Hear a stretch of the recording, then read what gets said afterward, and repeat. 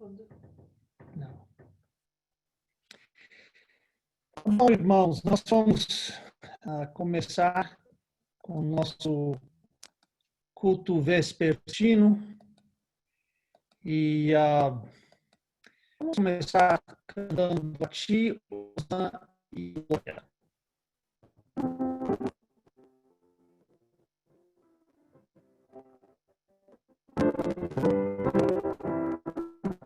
A Ti, Osana.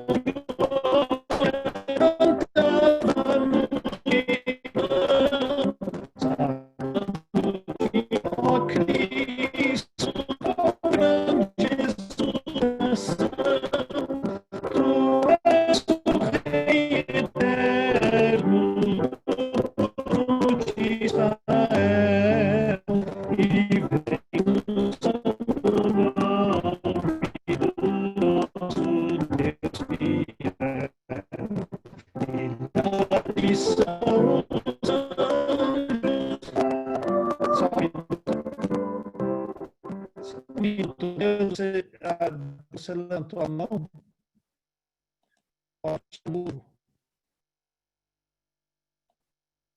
Eu não levantei a mão, mas o som está Tá ruim o som.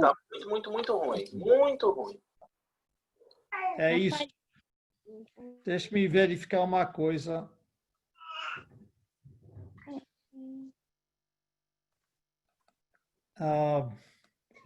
Nós mudamos até o sistema aqui para ver se não melhorava. Continua ruim? Continua ruim? Quando o senhor fala, não está ruim. Vamos ver se cantando está igual quando você está falando. Tá. Vamos continuar cantando e qualquer coisa, espero que dê para acompanhar e quando eu subir para pegar, aí eu coloco no outro sistema que talvez funcione melhor. Eu lamento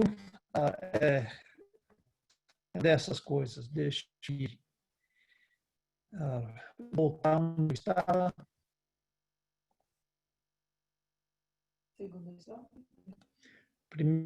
A segunda estrofe, só um minuto que eu tenho que...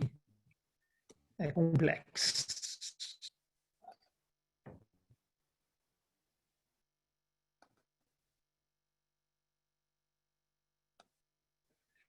Milhares são os anjos. Milhares são os anjos que voam meu louvor, e nós daqui na terra louvamos-te, Senhor, a multidão saúde com louvor, e nós cantamos hinos a ti, ó Redentor. Vivas já em as horas da paixão, e nós cantamos hoje louvor com gratidão, assim como aceitaste do nossa oração, aceita o nosso canto de grande exaltação. Vou pedir que o irmão Aldo se ajude e nos glória a Deus em oração.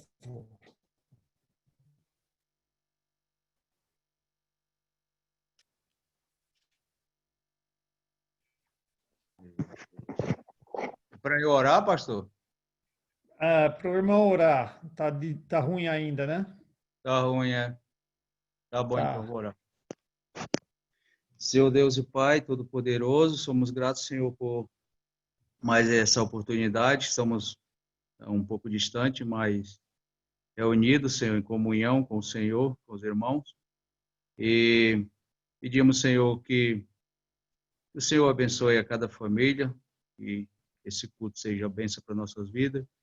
Nós aprendemos cada vez mais da tua palavra, que o Senhor nos oriente através da pregação, dos louvores. Estamos aqui, Senhor, na tua presença e nosso objetivo aqui é adorar o Senhor. Que toda a honra, toda a glória seja dada ao Senhor. Agradeço, Senhor, por tudo, que o Senhor até aqui cuidou de cada um de nós, de todos os irmãos, de toda a família. E estamos alegres com isso, Senhor. Agradeço, Senhor, tudo isso em nome de Jesus. Amém. Amém.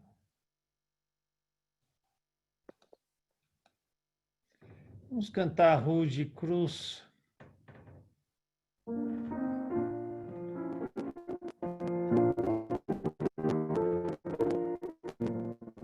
Rude cruz se erigiu, dela ia fugir, revelando vergonha e valor. Mas eu amo Jesus, que morreu nessa cruz, dando a vida por mim, pecador. Senhor,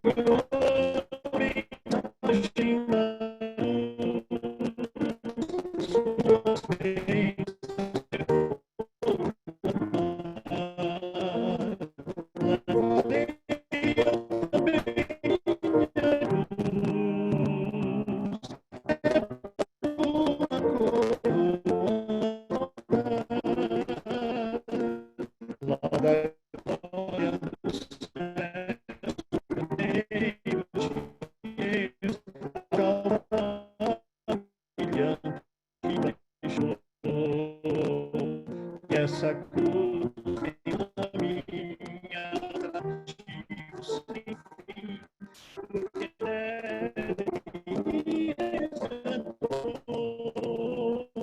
Sim, eu amo a mensagem da cruz, suas bênçãos eu levarei também minha cruz.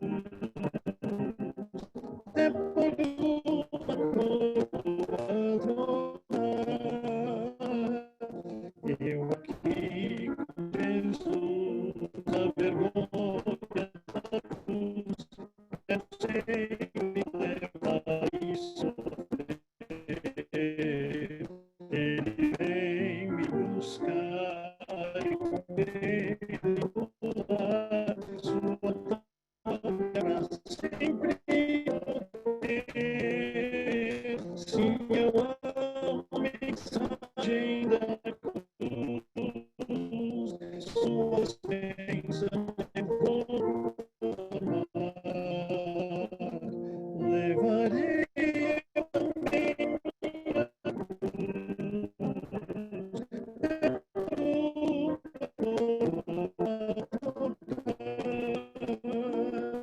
Ao contemplar a rude cruz sempre por mim morrer, Jesus.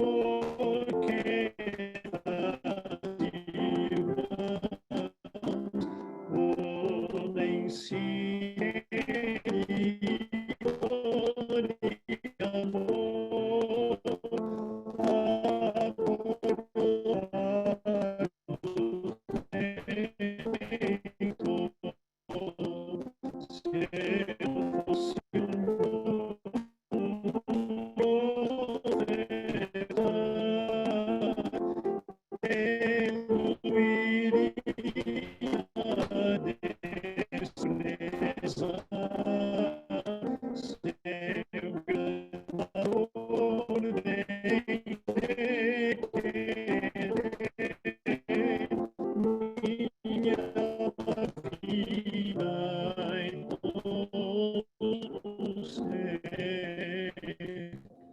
pedir ao pastor Arthur que se desmude e leia para nós Romanos capítulo 6, por favor. Romanos 6 é a nossa leitura bíblica. Continua ruim, pastor?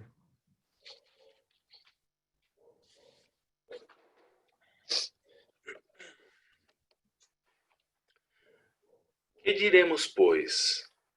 Permaneceremos no pecado para que seja a graça mais abundante? De modo nenhum. Como viveremos ainda no pecado, nós os que para ele morremos? Ou, porventura, ignorais que todos nós que fomos batizados em Cristo Jesus fomos batizados na sua morte? Fomos, pois, sepultados com ele na morte pelo batismo, para que, como Cristo foi ressuscitado dentre os mortos pela glória do Pai, assim também andemos nós em novidade de vida. Porque, se fomos unidos com ele na semelhança da sua morte, certamente o seremos também na semelhança da sua ressurreição. Sabendo isso, que foi crucificado com ele o nosso velho homem, para que o corpo do pecado seja destruído, e não sirvamos o pecado como escravos. Porquanto, quem morreu está justificado do pecado. Ora, se já morremos com Cristo, cremos que também com ele viveremos, sabedores de que, havendo Cristo ressuscitado dentre os mortos, já não morre, a morte já não tem domínio sobre ele. Pois, quanto a ter morrido, de uma vez para sempre morreu para o pecado, mas quanto a viver, vive para Deus. Assim também vós, considerai-vos mortos para o pecado, mas vivos para Deus em Cristo Jesus. Não reine, portanto, o pecado em vosso corpo mortal, de maneira que obedeçais às suas paixões, nem ofereçais cada um os membros do seu corpo ao pecado como instrumentos de iniquidade, mas oferecei-vos a Deus como ressurretos dentre os mortos, e os vossos membros a Deus como instrumentos de justiça. Porque o pecado não terá domínio sobre vós, pois não estáis debaixo da lei, e sim da graça. E daí, havemos de pecar porque não estamos debaixo da lei, e sim da graça? De modo nenhum. Não sabeis que aquele a quem vos ofereceis como servos para a obediência, desse mesmo a quem obedeceis, sois servos, seja do pecado para a morte ou da obediência para a justiça? Mas graças a Deus, porque outrora escravos do pecado, contudo viestes a obedecer de coração a forma de doutrina que fostes entregues. E uma vez libertados do pecado, fostes feitos servos da justiça. Falo como homem, por causa da fraqueza da vossa carne, assim como oferecestes os vossos membros para a escravidão da impureza e da maldade, para a maldade, assim oferecei agora os vossos membros para servirem à justiça, para a santificação. Porque quando és escravos do pecado, estáveis isentos em relação à justiça. Naquele tempo, que resultados colhestes? Somente as coisas de que agora vos envergonhais, porque o fim delas é a morte. Agora, porém, libertados do pecado, transformados em servos de Deus, tendes o vosso fruto para a santificação e, por fim, a vida eterna. Porque o salário do pecado é a morte, mas o dom gratuito de Deus é a vida eterna em Cristo Jesus, nosso Senhor. Amém. Nós vamos tentar cantar ainda mais 2 hinos antes da mensagem, não esquecendo da nossa oferta. a fronte ensanguentada e bem junto à cruz de Cristo.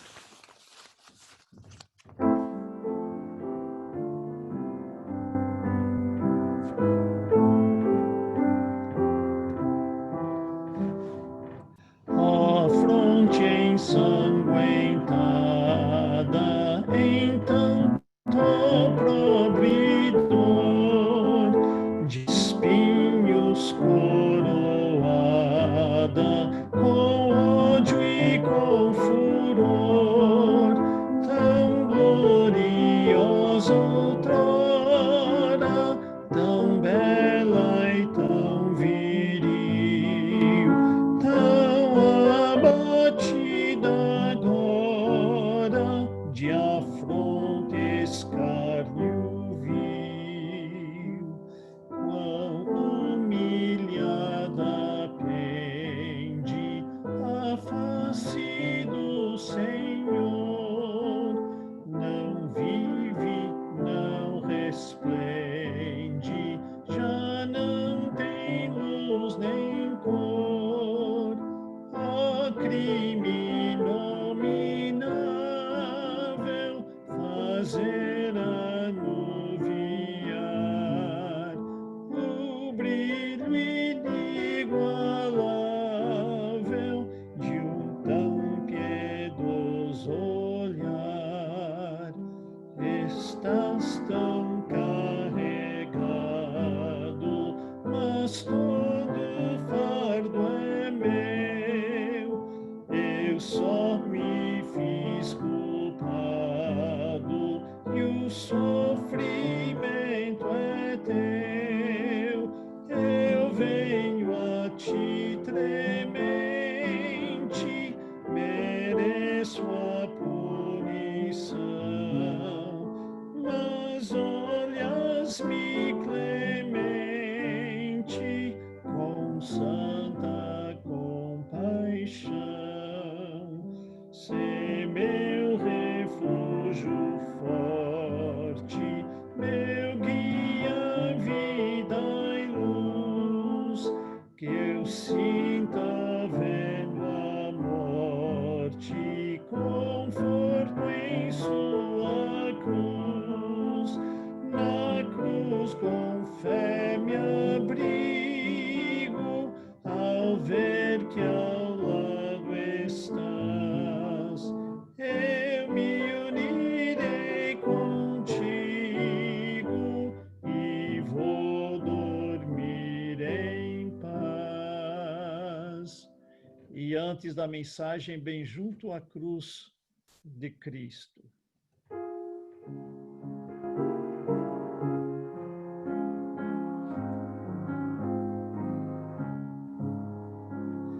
Bem junto à cruz de Cristo, eu quero me abrigar, à sombra de uma rocha que possa me alentar, aragem no deserto, na estrada um doce lar, que os fardos ameniza e o sol faz refrescar.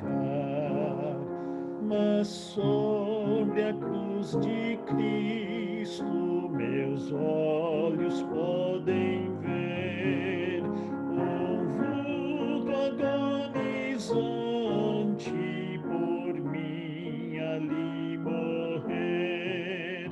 Então, enternecido, declaro seu amor, amor incomparável por mim, um pecador. Desejo estar à sombra da cruz do Salvador, nenhum fulgor anseio, senão o do Senhor.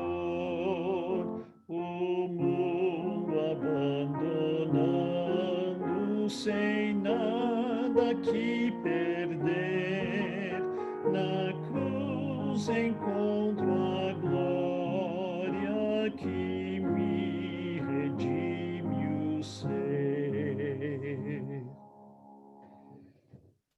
Muito bem. Eu tenho que subir lá para o meu escritório, porque eu preciso de mais do que um só monitor. Então, eu peço que os irmãos me deem um instante. Nós vamos começar uma série de mensagens em Romanos 6 que nós lemos. Hoje, pretendo fazer a parte introdutória e, na verdade, nós vamos lidar muito pouco com Romanos 6 em si, mas eu quero colocar uma espécie de arcabouço contra o qual nós possamos entender o que está acontecendo em Romanos capítulo 6.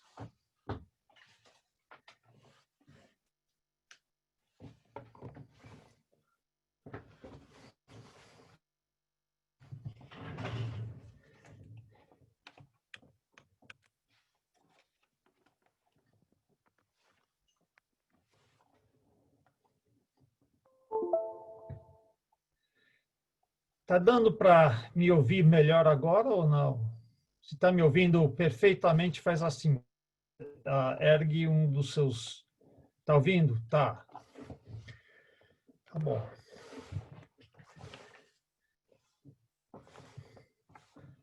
Eu esqueci que eu não tinha ainda colocado meu vídeo quando eu falei para fazer assim. Eu tenho a impressão que eu não vou ter telas o suficiente. Eu precisava de 3, eu só tenho 2 para tudo que eu tenho que fazer hoje à noite.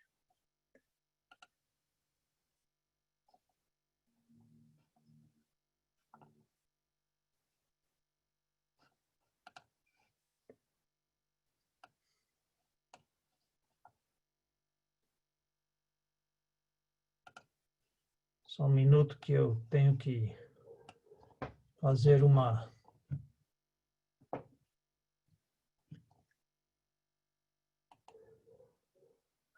Não era isso que eu queria que acontecesse.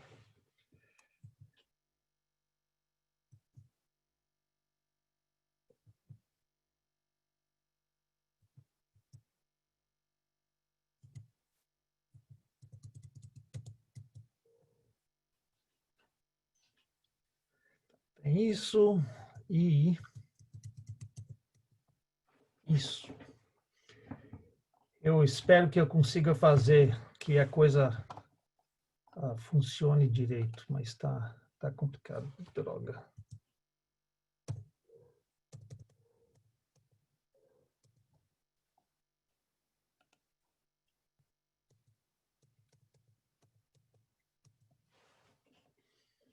Tá bom, vamos ver se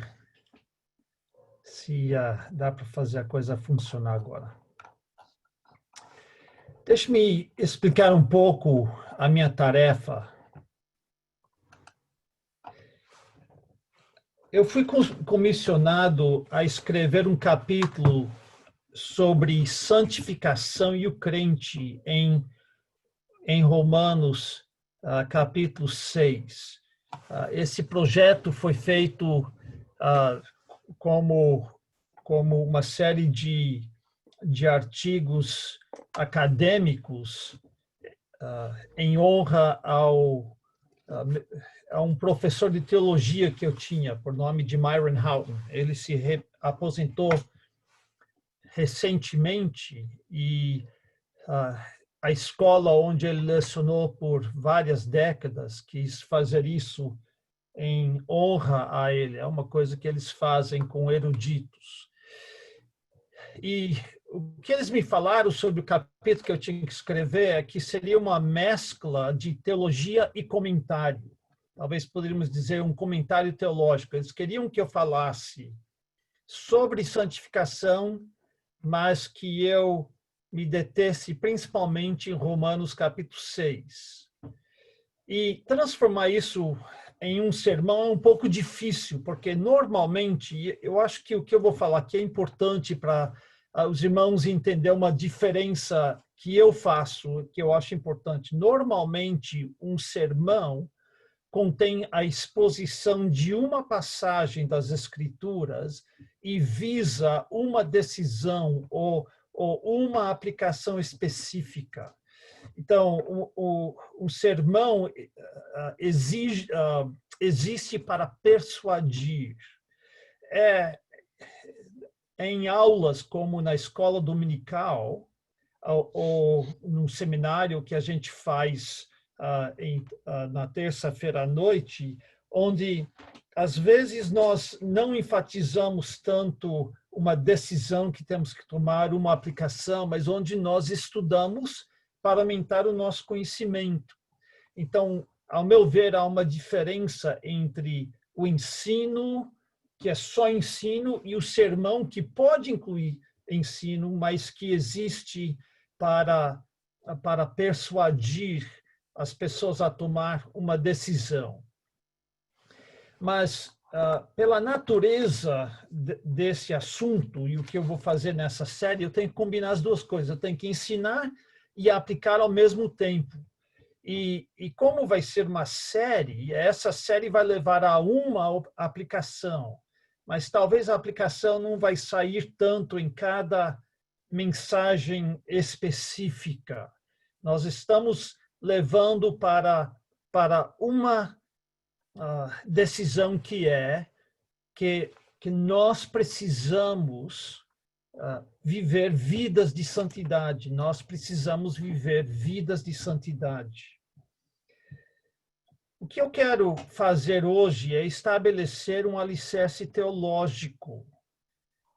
E eu quero explicar, então, hoje vai ser um pouquinho mais complicado do que normalmente eu prego, mas por isso eu fiz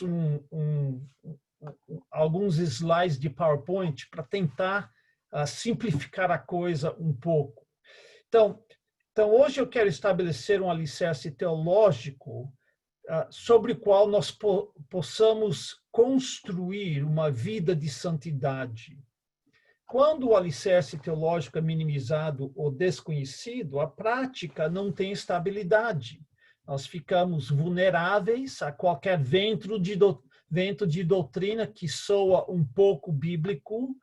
E quando nós tentamos praticar a vida cristã com a base teológica errada, isso muitas vezes nos leva à frustração, desânimo, medo, ou às vezes nos leva a abandonar a vida cristã em desespero. Deixe-me estabelecer um princípio, que nós só podemos obedecer às ordens de Deus se usarmos os argumentos dele. Deixe-me repetir isso. Só podemos obedecer às ordens de Deus se usarmos os argumentos dele. Meu intuito nessa série é comunicar com base em Romanos 6 os argumentos de Deus para depois ver como isso deve ser aplicado. Eu quero começar, então, estabelecendo o fato de que Deus exige santificação de nós. Deus exige a nossa santificação. Eu estou colocando alguns versículos e quero que vocês vejam nesses versículos que Deus exige de nós, crentes, a santificação. Em 1 Pedro 2, 15 a 16, que nós estudamos, aliás, é 1, 15 a 16, eu coloquei errado, que nós estudamos há pouco, diz assim: pelo contrário, segundo é santo aquele que vos chamou, tornai-vos santos também vós mesmos em todo o vosso procedimento, porque está escrito: sede santos, porque eu sou santo. A santificação tem a ver com a vida de santidade e Deus exige isso de nós. Ele diz: sede santos, porque eu sou santo. E Hebreus 12, 14 é ainda mais forte. Ele diz: segui a paz com todos e a santificação, e nota, sem a qual ninguém verá o Senhor. Sem santificação, nós não vamos poder ver o Senhor. A pergunta com a qual nós queremos lidar nessa série de mensagens é: como? Como é que nós podemos seguir a santificação? Qual é a base teológica e a motivação que nós devemos ter para desenvolver uma vida de santidade? Essa questão é complicada. Quando eu escrevi meu capítulo, eu disse no início que teólogos, em primeiro lugar, estão a favor da santificação dos cristãos e, dois, lamentam a falta de santificação, mas que, fora isso, eles não concordam entre si. Não tem como se deve fazer isso, porque quais as necessidades, os meios. Os teólogos discordam, os teólogos evangélicos discordam entre si. O problema é a multiplicidade de passagens que lidam com a questão e a multiplicidade de doutrinas entrelaçadas, as quais afetam todas as demais. Então, o que você crê sobre a possibilidade de perder a salvação, por exemplo, vai afetar a sua doutrina de santificação. O que você crê sobre a lei e o crente vai afetar o que você crê sobre a santificação, o que você crê sobre as ordenanças, os sacramentos. Cada coisa que você mexe na teologia, mexe com todas as outras coisas, as demais coisas. Então, é muito complicado.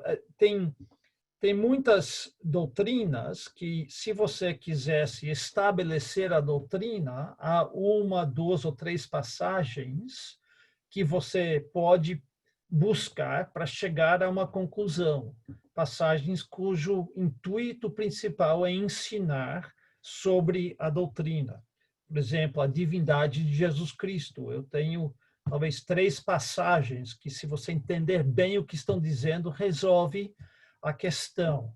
A mesma coisa sobre a divindade e a personalidade do Espírito Santo.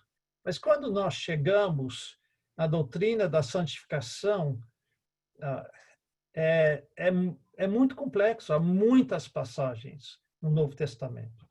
Então, o que eu pretendo fazer hoje à noite é, primeiramente, dar uma breve história desta doutrina de santificação.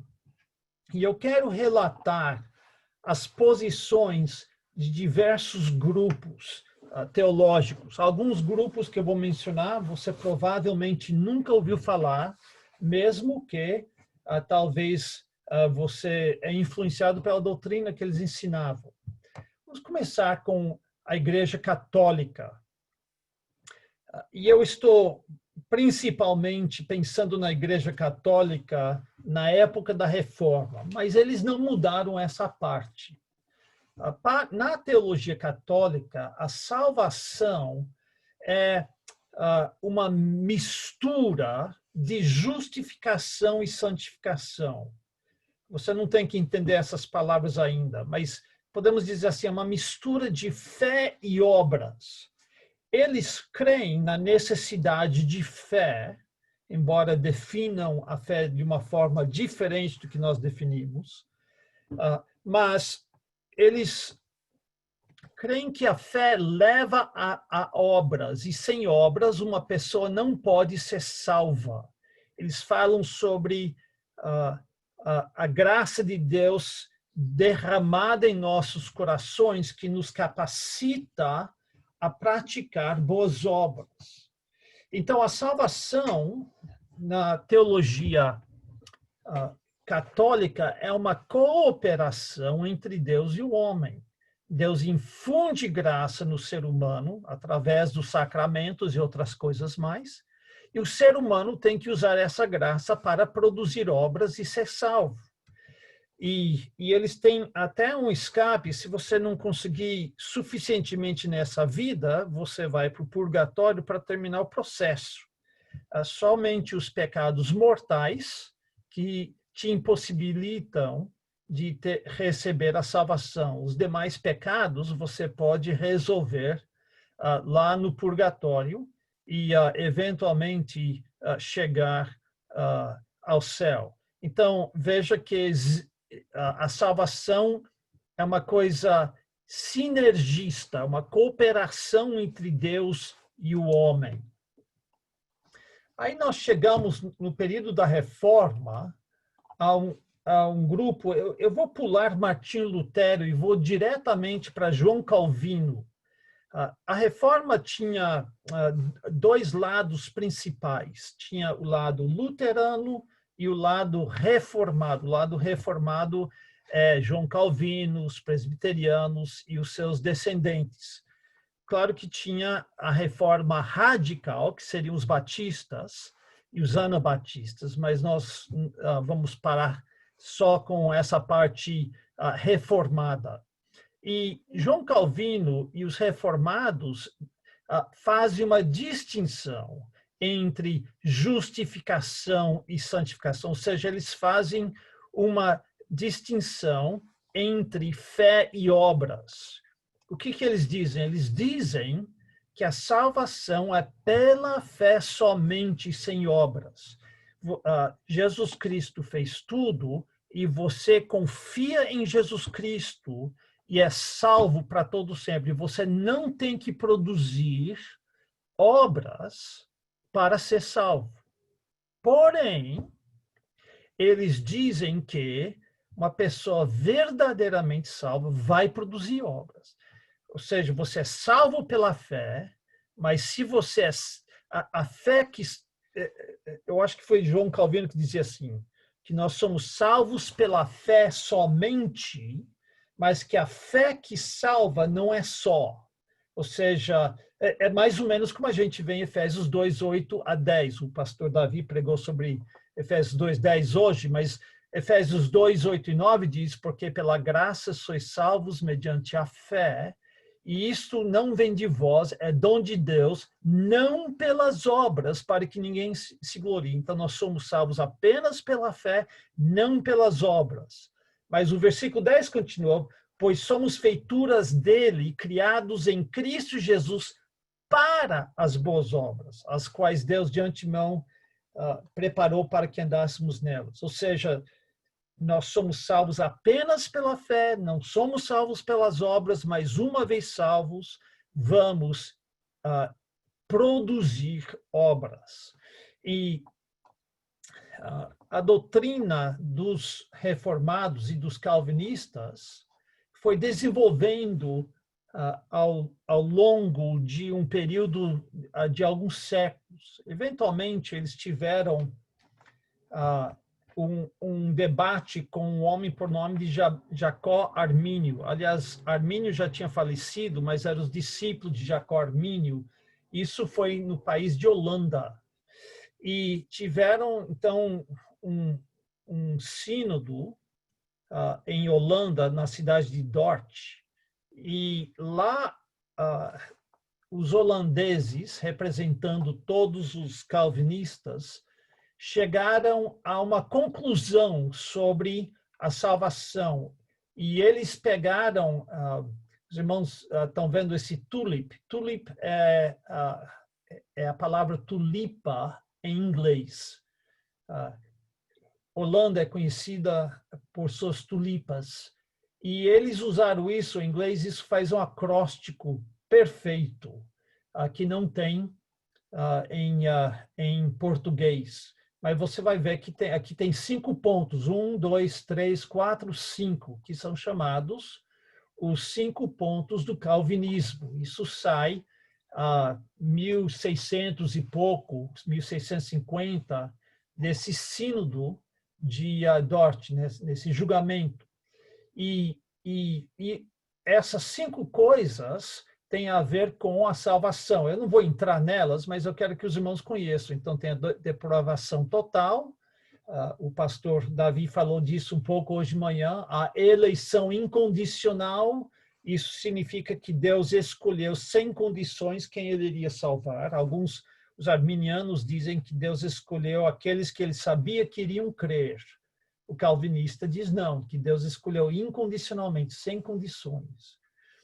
Eles creem na expiação limitada, ou seja, que Cristo morreu apenas para salvar, que a morte de Cristo foi apenas para os eleitos, ou seja, ele morreu, ele paga os pecados apenas dos eleitos.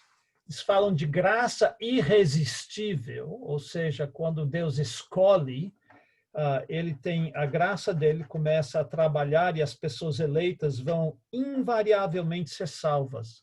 Mas o que nos interessa aqui é essa última coisa, perseverança dos santos. Nós cremos, como bons batistas, que uma pessoa salva não pode perder sua salvação. Mas hoje em dia não é isso que os calvinistas estão dizendo quando usam a frase perseverança dos santos. Se estivessem dizendo apenas que um crente persevera na fé cristã, tudo bem. Ou seja, que um crente verdadeiro, quando ele crê em Jesus Cristo, ele nunca para de crer em Jesus Cristo. Aí, sem problemas, mas não é isso que eles estão dizendo. Eles estão dizendo que uma pessoa genuinamente salva, ele persevera em praticar obras cristãs. Isso leva à seguinte conclusão: se você não produz obras, você não é salvo, ou no mínimo, você não pode ter certeza de que você é salvo. Eu vi o pastor calvinista e batista, John Piper, falando uma vez que, por causa desta ideia, que se ele caísse e cometesse adultério, ele não poderia mais ter certeza de sua salvação. Está entendendo o que isso leva? Isso leva ao fato que você não é salvo pelas obras, mas o calvinista, alguns são mais do que os outros, mas o calvinista enfatiza tanto a produção de obras que muitos crentes não têm a certeza de sua salvação. Eles andam pensando quantas obras e qual é a qualidade dessas obras que eu tenho que produzir para salvar que eu sou de fato salvo. E quando uma pessoa começa a olhar no espelho para saber se ele está produzindo obras suficientes, ele tira seus olhos de Jesus Cristo, não é isso mesmo? E ao tirar seus olhos de Jesus Cristo, ele faz o quê?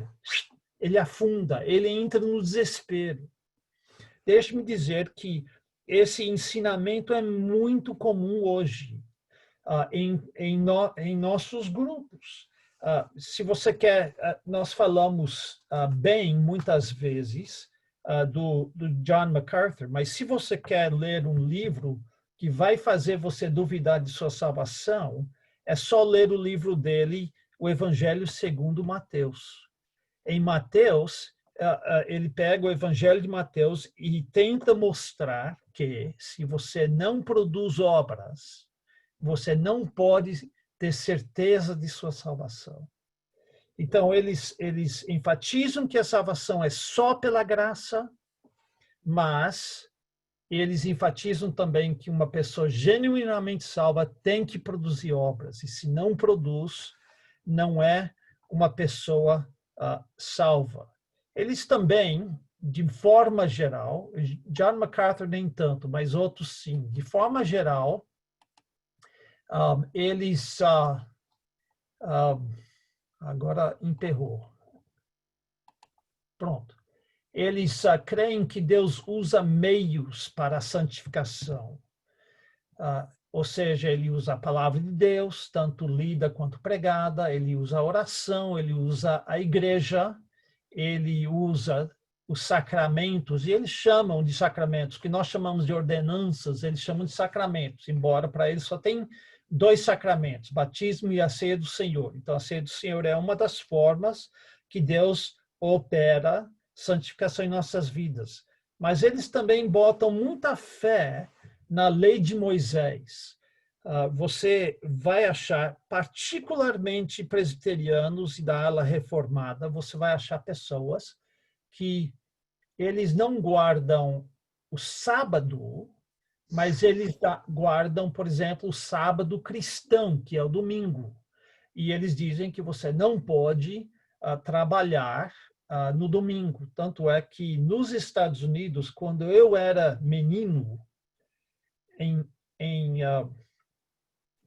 muitas partes dos Estados Unidos havia leis que proibiam o comércio no domingo. Proibiam, porque por causa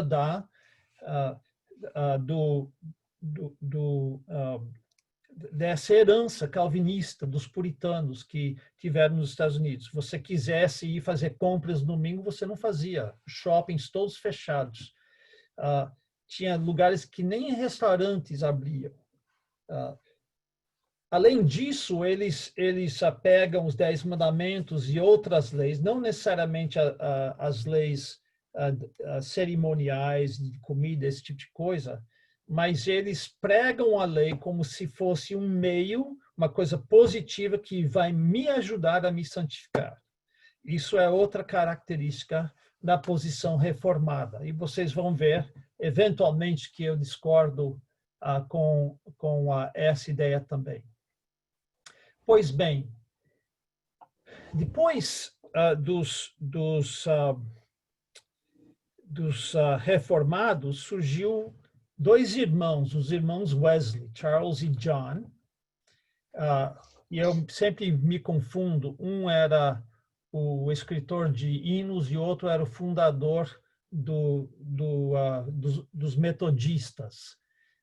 Eu acho que Charles era o escritor de hinos e John o fundador, ou vice-versa, não sei, não lembro. Mas eles rejeitaram o calvinismo reformado, seguiam mais o arminiano, então eles achavam que você podia perder a salvação, que a eleição era condicional e outras coisas mais.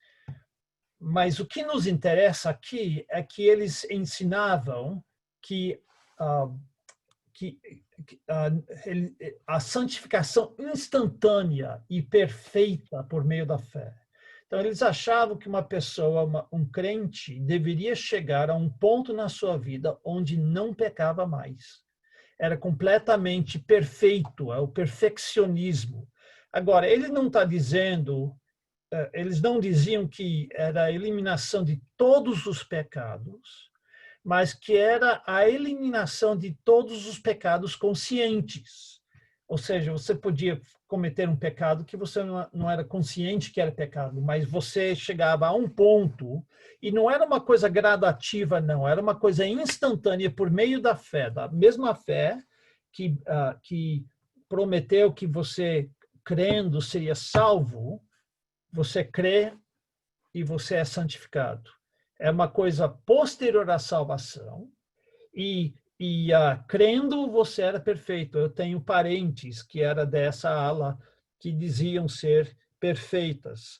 Eles tinham um problema com ira, mas se diziam que não cometiam pecado. O Charles Spurgeon, se você já viu uma foto de Charles Spurgeon, você sabe que ele era gordo. E quando alguém chegava para ele e dizia que eles tinham alcançado o perfeccionismo, que eram perfeitos em santidade, ele pisava no pé deles com todo o seu peso para ver a reação deles, né? Isso normalmente resolvia a questão. Quando pisavam no pé, eles xingavam ele ou gritavam com ele e perdiam toda a sua santificação na hora. Mas esse é um ensinamento do metodismo. Isso foi seguido pelo pentecostalismo clássico. Eles seguiam basicamente o que os metodistas ensinavam. Aliás, surgiu do metodismo, mas em vez de uma santificação instantânea, eles criam na segunda bênção. Na segunda bênção, que dependendo da vertente do pentecostalismo, levava ou não à santificação perfeita. Alguns criam que a pessoa era inteiramente santificada, outras pessoas não. Mas no pentecostalismo clássico, essa segunda bênção era evidenciado pelo falar em línguas. E aqui no Brasil nós temos 2 grupos que seguem essa linha, talvez mais, mas os 2 mais comuns são a Igreja Quadrangular e a Igreja Assembleia de Deus. Eles são descendentes do pentecostalismo clássico, que cria uma segunda bênção que era evidenciada pelo falar em línguas, e eles colocam muita ênfase no falar em línguas, e se você ainda não recebeu o batismo do Espírito Santo, eles dizem, então você é basicamente um crente de segunda classe, porque você ainda não foi santificado. Então, essa é a posição pentecostal clássica. Eu quero mencionar um grupo que você provavelmente nunca ouviu falar. É Keswick. Keswick é uma região na Inglaterra onde, desde 1860 e pouco, começaram a ter uma conferência bíblica. Essa conferência bíblica continua até hoje. Alguns de vocês já foram para Águas de Lindóia participar de uma conferência, alguma coisa. O Águas de Lindóia virou o nosso Keswick aqui no Brasil. Agora, Keswick, quando você pronuncia, você não pronuncia o W. O W é mudo, então é Keswick. É uma região no norte da Inglaterra onde tem muitos lagos, e eles tiveram um lugar de acampamento e conferências de 1, 2 semanas. E a ênfase desde o início era na vida vitoriosa, na vida de santidade. Agora, hoje, o Keswick não segue essa mesma linha, mas ficou, e não tinha apenas uma linha teológica, mas ficou conhecida por algumas características. Primeiro, rejeitou o perfeccionismo do metodismo e rejeitou falar em línguas do pentecostalismo, mas os preletores lá estavam muito preocupados com a falta de vitória na vida cristã e a presença de crentes não transformados. Então, embora não pregassem a necessidade de uma segunda bênção ou uma parte da vida cristã onde você, de repente, é perfeito, eles pregavam a necessidade de um segundo passo pós-conversão, que é a dedicação. Eles iam, talvez, com certeza o pastor Arthur já viu pregação assim, né? Que nós temos que dedicar a nossa vida a Jesus Cristo, baseado muitas vezes em Romanos, capítulo 12, versículo 1. Rogo-vos, pois, irmãos, pelas misericórdias de Deus, que apresenteis o vosso corpo por sacrifício vivo, santo e agradável a Deus, que é o vosso culto racional. Então, nós temos que apresentar as nossas vidas a Deus.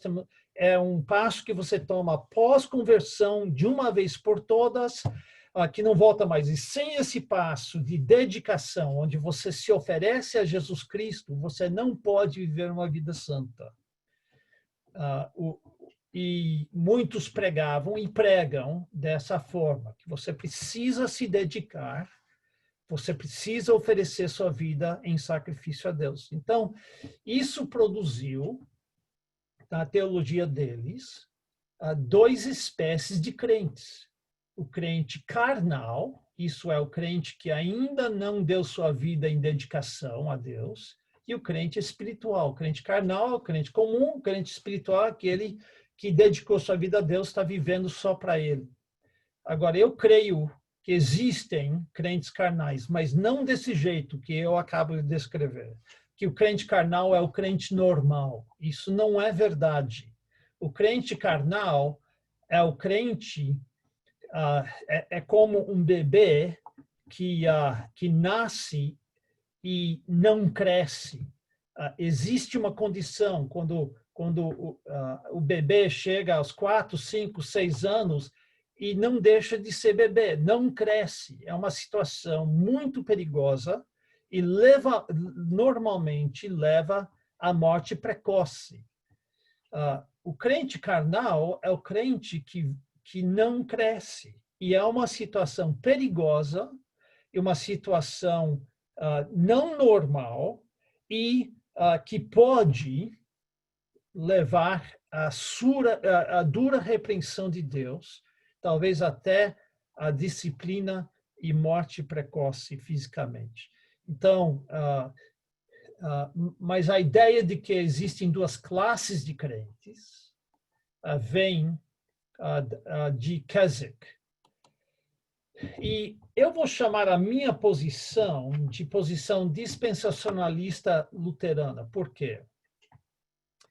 Porque não existe uma posição dispensacionalista, embora muitos que saíram de um seminário nos Estados Unidos, o Dallas, eles foram grandemente influenciados por Keswick. Se você lê as obras de Chafer, Lewis Sperry Chafer, ele tem uma posição muito parecida com Keswick. Também John Walvoord, que foi presidente de Dallas, e muitos outros. Se você conhece alguém que tem algumas raízes nesse seminário, talvez eles seguem esse modelo. Mas eu uso a posição, essa explicação, mas tem muitos dispensacionalistas que não são assim. E eu uso esse rótulo porque o meu professor, por quem eu escrevi esse capítulo, ele estudou em 2 seminários, tem mais do que 2, mas ele tem doutorados de Dallas, mas também de um seminário luterano. E ele aproveitou algumas coisas da teologia luterana que são bíblicas e que encaixam bem dentro da teologia dispensacionalista. E deixe-me explicar. A característica principal da teologia luterana é uma distinção forte entre a lei e a graça. Isso veio do próprio Martinho Lutero. Martinho Lutero diz assim, que a lei faz exigências que, se não forem cumpridas, condenam. Então, a lei condena. Lembra quando Jesus disse, se a sua justiça não exceder em muito a justiça dos escribas e fariseus, jamais herdarão a vida eterna. Isso é lei. Porque quem é capaz de produzir uma justiça que excede em muito a justiça dos escribas e dos fariseus? Jesus disse, ouvistes que foi dito, não matarás. Eu, porém, vos digo que quem xingar o seu irmão de idiota vai para o inferno. Quem nunca xingou o irmão? Jesus não estava pregando o evangelho, ele estava pregando lei, ele estava condenando. Ele diz, ouvis que foi dito aos antigos, não adulterarás. Eu, porém, digo que qualquer um que já olhou para uma mulher com intenção impura no coração já adulterou com ela. Mas que homem ainda nunca fez isso? Está percebendo?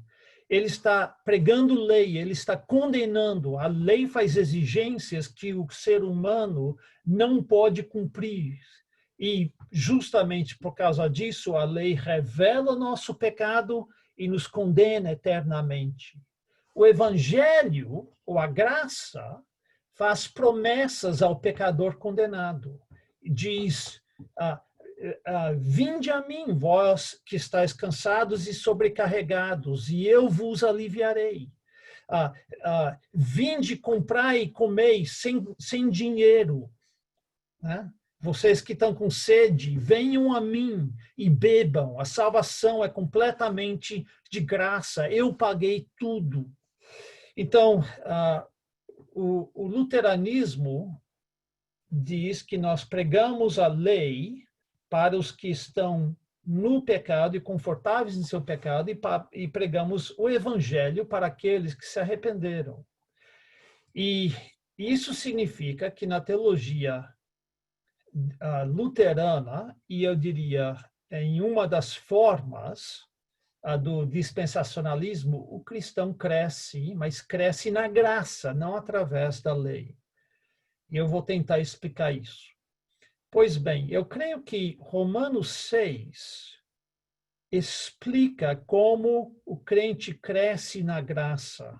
Romanos 6, ele não usa a palavra graça muito, mas usa no início das duas sessões. No versículo 1, nós temos aquela parte onde diz: que diremos, pois, viveremos ainda no pecado para que seja graça mais abundante? E a resposta é não. Mas veja que ele está explicando o resultado de crer que a salvação é pela graça.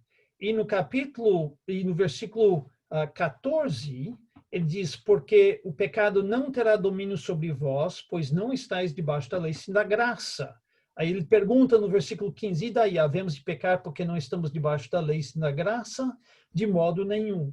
Então, em Romanos 6, ele está explicando como é que a graça funciona na vida cristã, não na salvação, mas na santificação. Então, eu quero agora traçar rapidamente, espero que seja rápido, algumas ideias teológicas para nós entendermos o assunto de santificação pela graça. Primeiramente, vamos voltar. Primeiramente, eu quero mostrar que as Escrituras ensinam, o Novo Testamento ensina que nós devemos crescer na graça. Se você tem sua Bíblia, abra para João 1 e versículo 17. João 1, 17. Em João 1, 17, o apóstolo João diz assim: porque a lei foi dada por intermédio de Moisés, a graça e a verdade vieram por meio de Jesus Cristo. Quando chegam a esse versículo, tem alguns, especialmente da linha reformada, que dizem, mas isso não significa que não tem graça no Antigo Testamento, nem que não há lei no Novo Testamento. Isso é verdade. A lei foi dada por intermédio de Moisés, a graça e a verdade vieram por meio de Jesus Cristo. Mas se você olhar no Antigo Testamento, tem graça. Como assim? Quando você pecava e não podia cumprir a lei, o que você fazia? Você tinha graça porque um cordeiro morria no seu lugar para que você pudesse escapar do seu pecado. Então, isso é graça. Uma vítima inocente sofria no teu lugar. Isso é graça. E no Antigo Testamento, como acabo de mostrar em Mateus capítulo 5, tem lei. Jesus Cristo pregou lei. Mas João 17 está dizendo que alguma coisa mudou com a vinda de Jesus. Não foi o meio de salvação, porque lembra o estudo de Romanos 4? O que nós aprendemos com Abraão? Aprendemos com Abraão que a salvação sempre foi, a justificação sempre foi pela graça por meio da fé, não é? Ele não foi salvo pela circuncisão, ele não foi salvo por obras, ele foi salvo pela fé na graça. Então, a coisa que mudou não foi o meio de salvação. Tem alguns dispensacionalistas antigos que falavam em termos que no Antigo Testamento a salvação é pela lei e que no Novo Testamento é pela graça. Isso não é verdade. A salvação sempre foi pela graça por meio da fé. Mas o que é que muda com a vinda de Jesus Cristo? O que muda é a forma em que vivemos a nossa vida. No Antigo Testamento viviam debaixo da lei. No Novo Testamento não estamos mais debaixo da lei, estamos debaixo da graça. 2 Pedro, capítulo 3, versículos 17 a 18. Vós, porém, amados, prevenidos como estáis de antemão, acautelai-vos, não suceda que, arrastados pelo erro desses insubordinados, descaiais da vossa própria firmeza. Antes o quê? Crescei na graça e no conhecimento do nosso Senhor e Salvador Jesus Cristo. Então, João diz que Jesus Cristo trouxe graça como uma regra de vida. Pedro diz que nós crescemos na graça. E vamos para Tito, capítulo 2. Tito, capítulo 2, versículos 11 a 14. Tito 2, de 11 a 14. Esse parágrafo é fantástico.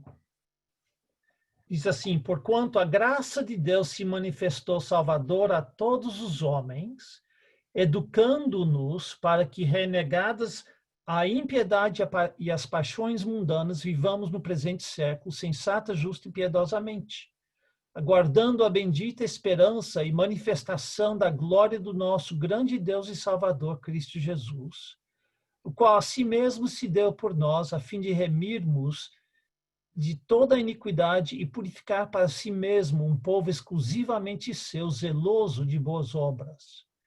Nota que a graça que se manifestou é Jesus Cristo. Jesus Cristo é a graça encarnada. E quando ele veio, ele disponibilizou a salvação a todos os homens. Nota outra coisa, essa mesma graça que trouxe salvação nos educa. E nota a palavra aqui, não é que a graça nos ensina, mas ela educa. Não devemos pensar numa professora em sala de aula, mas devemos pensar de um pai educando seu filho, um técnico de futebol. Não é apenas instrução, é exemplo, é disciplina e várias outras coisas. Nota, em terceiro lugar, que essa disciplina tem um lado negativo e um lado positivo. No lado negativo, a graça nos ensina, nos educa para renegar a impiedade e as paixões mundanas. E do lado positivo, nos ensina a viver de forma sensata, justa e piedosa. Nota mais uma vez que não é a lei que faz isso, mas a graça que nos ensina. Lembra que o reformado quer depender da lei para nos ensinar. Paulo nos diz que a graça nos ensina. E veja como a graça faz isso, não através de uma série de proibições e mandamentos, mas nos ensinando uma maneira de viver, uma vida que devemos seguir.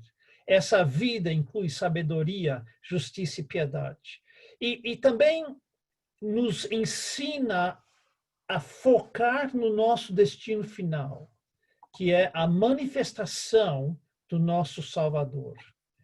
Poucos minutos antes de começar o culto, descobri que um amigo meu veio a falecer. O nome dele é Jimmy Clark. Para os que já leram as obras de Mauro Clark, que é um pastor batista regular, Jimmy Clark foi o pai dele. E eu conheci Jimmy. A última vez que eu estive em Fortaleza, o Jimmy me chamou para eu almoçar com ele num restaurante, numa churrascaria muito, muito bacana. E ele era idoso, mas um homem de Deus, mas veio a falecer. Eu escrevi para Mauro antes de começar o culto, mandando meus sentimentos, dizendo como a ressurreição vai ser gloriosa, não é?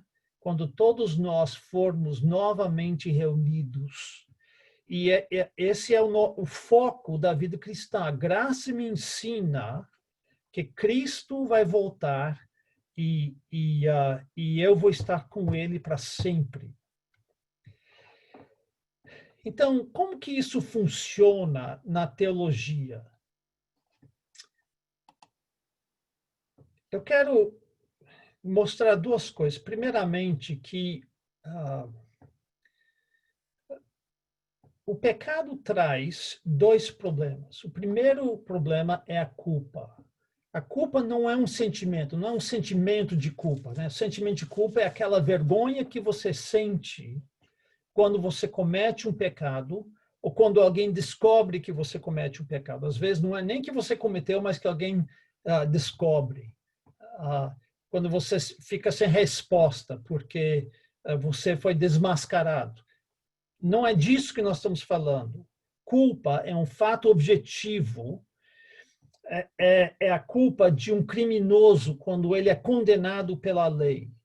E a culpa, se Deus é justo, e ele é, Deus tem que condenar a culpa, tem que condenar o pecado e mandar o culpado cumprir um castigo. E esse castigo, como nós sabemos, é morte eterna, separação eterna de Deus. Então, isso é um dos problemas do pecado. Deus é justo e nós todos um dia vamos ficar frente a frente com Deus e nós todos somos culpados. Nós vamos ter que sofrer a condenação e o castigo do nosso pecado.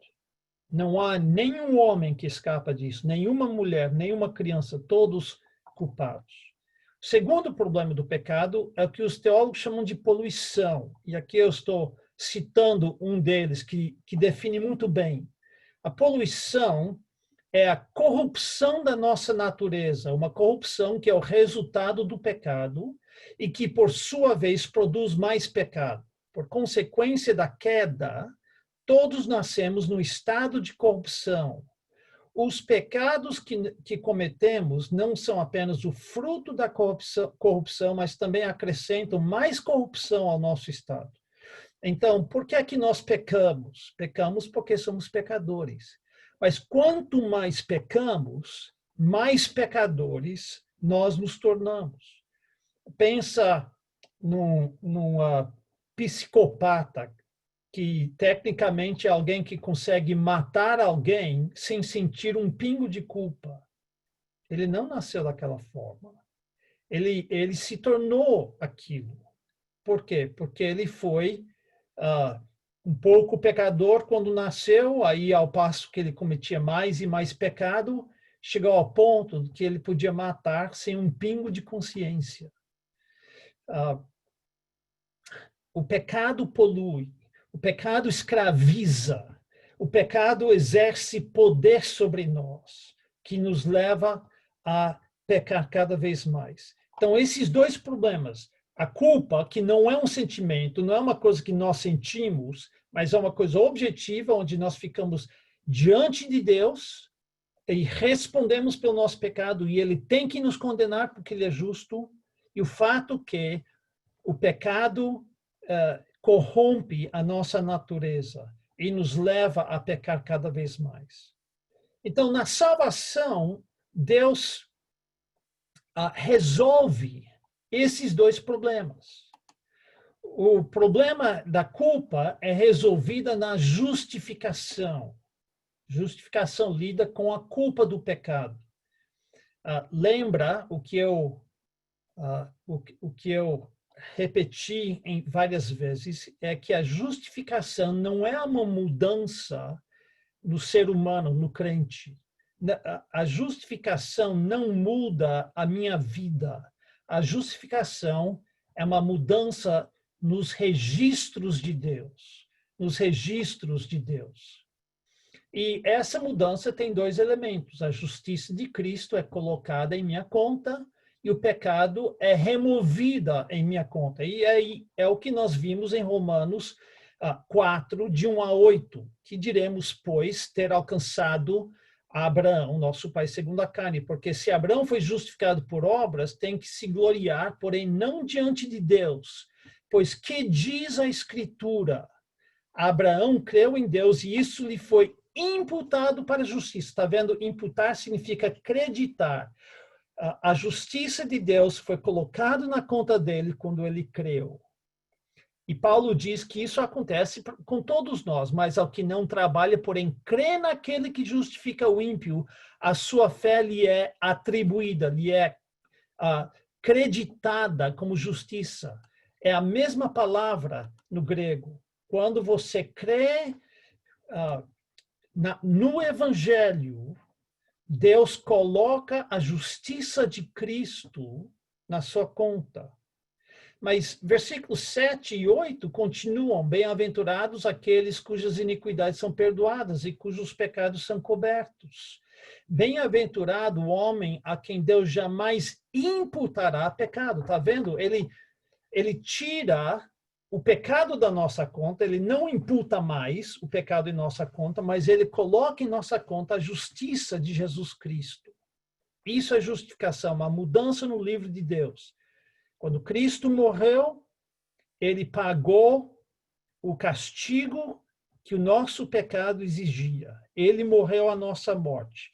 E se nós colocarmos nossa fé nesse evangelho, então Deus graciosamente apaga todo o pecado de nossa conta e coloca a justiça de Jesus Cristo no lugar do nosso pecado.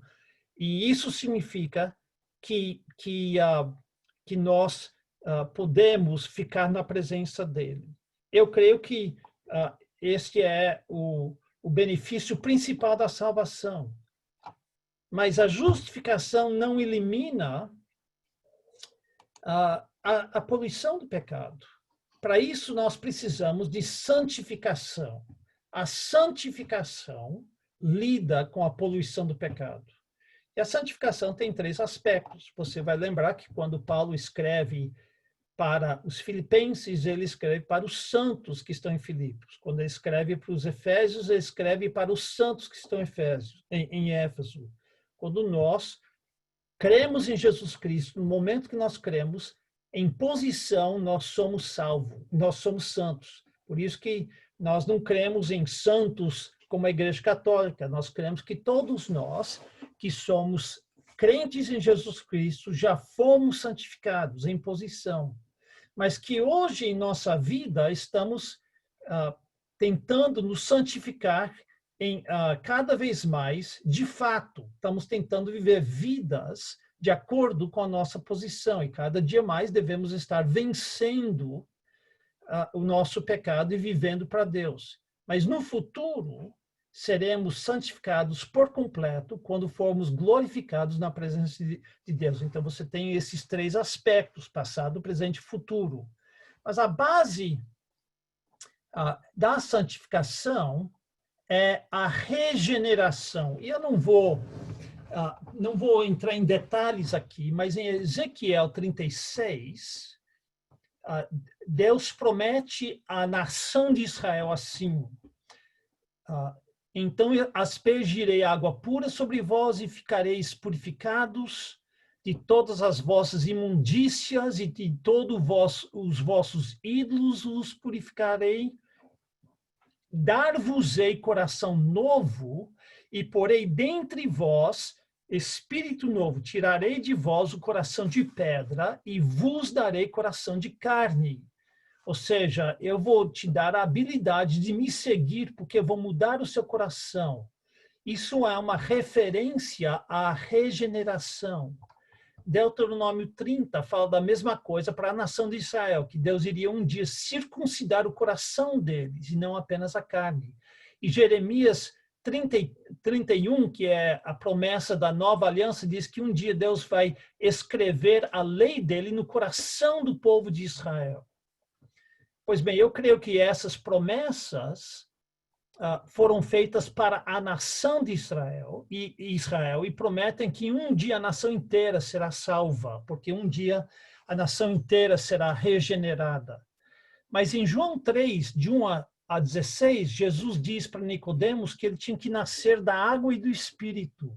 Esse nascer da água e do Espírito é uma referência a Ezequiel 36 e à regeneração. Ele está dizendo que ele precisava ser regenerado. A regeneração, essa parte, está disponível a todos aqueles, em todas as épocas, que creem nas promessas divinas. O Espírito Santo entra na vida da pessoa e dá para ela uma nova vida, a capacidade de dizer não para o pecado e sim para Deus. Sem o agir do Espírito Santo em nosso coração, nós somos incapazes de nos livrar da poluição do pecado. Então, a regeneração é a base da nossa santificação. Em Tito, capítulo 3, versículos 3 a 7, ele começa a falar sobre a poluição do pecado. Ele diz, pois nós também, outrora, éramos nécios, desobedientes, desgarrados, escravos de toda sorte de paixões e prazeres, vivendo em malícia, inveja, odiosos e odiando-nos uns aos outros. Isso é a poluição do pecado. Quando, porém, se manifestou a benignidade de Deus, nosso Salvador, e o seu amor para com todos, não por obras de justiça praticadas por nós, mas segundo sua misericórdia, ele nos salvou como? Mediante o lavar regenerador e renovador do Espírito Santo, que ele derramou sobre nós ricamente por meio de Jesus Cristo, nosso Salvador, a fim de que, justificados por graça, nos tornemos seus herdeiros segundo a esperança da vida eterna. Perceba, então, que ele está falando não da nossa culpa, mas da poluição do pecado, e que a solução, então, não é justificação, é regeneração. O que é regeneração? Quando o Espírito Santo entra em nossas vidas e nos dá uma vida nova, e nos renova, e nos purifica, e nos dá o poder, então, de vencer o pecado. Então, o que eu quero estabelecer é que, quando nós falamos sobre santificação, estamos em Romanos 6, estamos falando sobre esse segundo benefício da salvação. Nós já vimos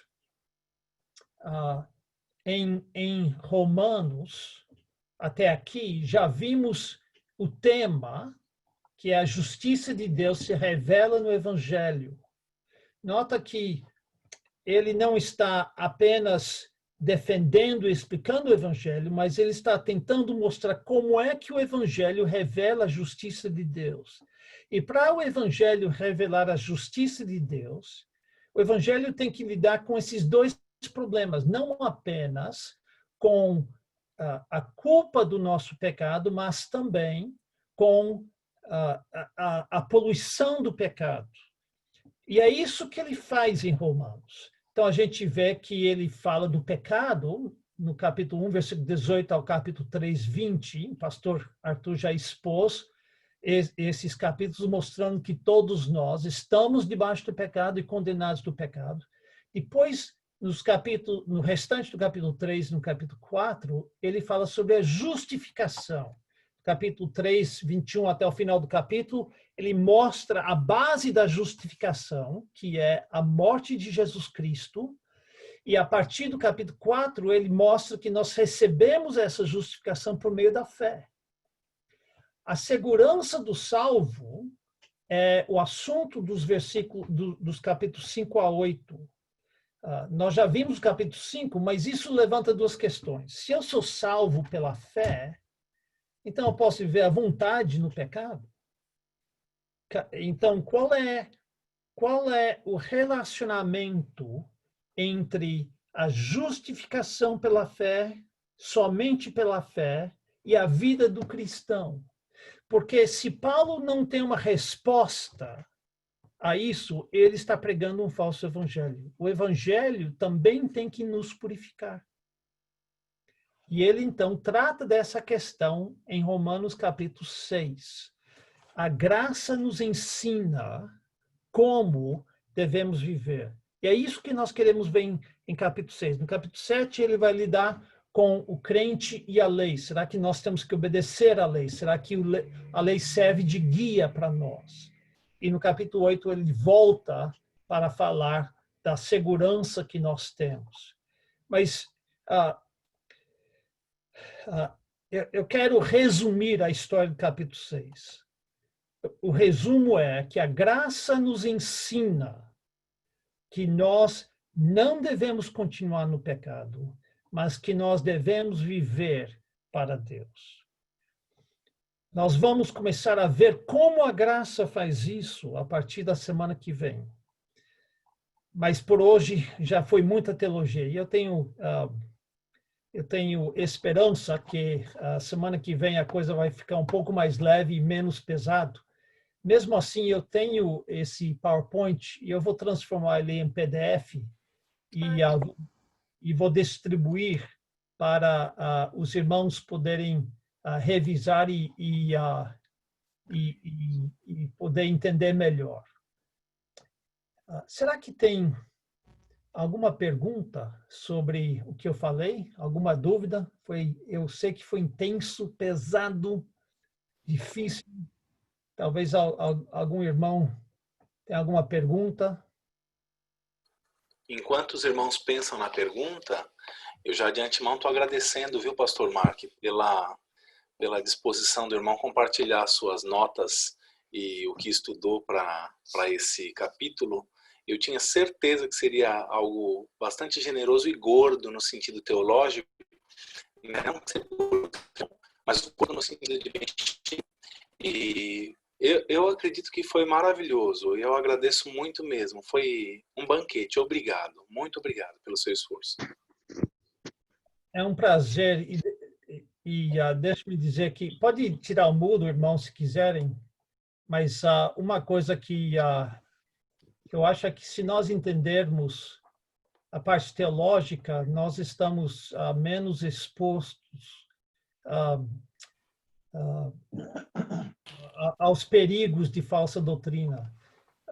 E é por isso que eu queria fazer isso também. Ou seja, nós cremos que os presbiterianos reformados são os nossos irmãos em Cristo, mas também precisamos entender a diferença entre nós e eles, né? Nós cremos que a teologia católica, nesse ponto, é muito perigosa, porque ensina que a salvação é pelas obras. Nós precisamos rejeitar isso.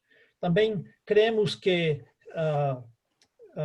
os reformados e os pentecostais e os metodistas e essa turma, embora nós cremos que eles sejam pessoas salvas, nós cremos que o que eles ensinam sobre a segunda bênção, o perfeccionismo, sobre a necessidade de produzir obras do jeito que eles explicam, que isso leva a muita insegurança por parte do crente, ele não consegue viver sua vida. Então, eu estou incentivando os irmãos a não desanimarem com o peso do que nós falamos hoje. A coisa, quando a gente entra na palavra de Deus, vai ficar mais fácil, mas eu queria dar essa explicação teológica e eu vou passar as minhas anotações para os irmãos poderem ter eles e poder refletir mais. E se tiverem perguntas durante a semana, ou hoje à noite, ou até domingo que vem, eu quero poder responder, porque é muito importante. Tudo que eu falei hoje é a base de como é que nós vamos fazer a vida cristã. Alguma dúvida? Não, pastor. Oi. Mas acho que me chamou muita atenção foi do crente que não cresce, o crente que fica neném. Aí me chamou muita atenção que o pastor disse que o crente que fica neném pode rapidamente morrer, né? Não é uma condição certa. Não é uma posição correta, é uma condição muito perigosa. Porque Deus... Lembra que Hebreus 12 diz que Deus disciplina todos os seus filhos. E se uma pessoa consegue viver no seu pecado e não recebe a doutrina, a disciplina de Deus, é porque, o que Romanos 12 diz? Porque é bastardo e não é filho. A gente corrige os filhos, a gente não corrige os filhos dos outros. Então, uma pessoa que continua no pecado, vivendo no pecado, se é de fato filho de Deus, vai levar o castigo, vai levar a disciplina de Deus. Até ser uma morte física prematura. Sim. Foi muito bom, pastor. Gostei, viu? Ótimo. Muito ótimo. Eu espero que eu grave várias coisas, né? Eu vou transformar as minhas anotações em PDF. o PowerPoint, mas as anotações todas e passar para todos. Eu sei que o irmão possivelmente deve estar exausto, porque falou durante mais de uma hora. Mas eu sei que o irmão deve estar possivelmente exausto. O irmão falou durante mais de uma hora. Mas seria, sim, só que seria uma bênção se a gente pudesse subir esse vídeo para o YouTube hoje, para já postar na página da igreja, da nossa igreja no Facebook. Seria uma joia. Tá certo. Tá bom. Fazer isso sim. Pastor, termine essa parte com oração, por favor. Pois vamos a Deus em oração. Ó nosso Pai Celestial, ó nosso Pai amado, obrigado, Senhor, porque o Senhor não nos deixou reféns do pensamento e da nossa vã filosofia. Obrigado, Senhor, porque a Tua palavra é completa, absolutamente completa. E nos ensina assim, Senhor, como viver uma vida de santidade, uma vida de santificação, uma vida de servir ao Senhor todos os dias. Eu te agradeço, ó Deus, pela vida daqueles que contribuíram para que nós chegássemos a essa compreensão que temos das Escrituras, mas de um modo especial eu lhe agradeço pelo fato que o Senhor colocou em nossa igreja, nosso irmão pastor Mark, para nos ajudar a crescer e compreender melhor a Tua palavra. Obrigado por essa, ainda que prolongada introdução, mas que bênção, Senhor, vermos a exposição deste conceito de santificação e das distinções que nós temos dos demais grupos de irmãos, aos quais eternamente amamos e com os quais viveremos no céu certamente, mas que somos distintos deles por crermos de maneira diferente, Pai. Obrigado pela certeza da nossa salvação, Pai. Obrigado, Pai, porque essa salvação não é por meio das obras, é por meio da fé. Obrigado, Senhor, por cada um dos meus irmãos que entraram para participar desse culto online. E também, ó Deus, porque o Senhor, de maneira graciosa, permitiu que o áudio do pastor Mark não falhasse durante o tempo dessa exposição. Eu te agradeço, ó Deus, porque o Senhor faz muito mais do que a gente imagina. Como a Tua palavra diz, muito mais do que pedimos ou pensamos. Nos abençoa, Senhor, eu suplico, na perseverança deste aprendizado. E não andemos por aí, Senhor, pensando que somos exatamente iguais aos demais crentes, que possamos compreender, ó Deus, como o conhecimento da Tua palavra nos faz responsáveis, ó Deus. Que nunca nos enganemos pensando que podemos ser crentes comuns, porque ser crente já é uma coisa incomum. Obrigado, Deus, por todos os meus irmãos, os que entraram e os que não entraram, e abençoa cada um que ouvirá esta mensagem ainda hoje. Eu peço, ó Deus, que esses meios eletrônicos de comunicação possam nos ajudar a levar a Tua palavra na pureza correta e com toda sinceridade àqueles que ainda estão pelejando para entendê-la. Obrigado por essa noite, por todos os meus irmãos presentes. Em nome de Jesus. Amém. Amém. Deixa eu dizer que eu vou subir hoje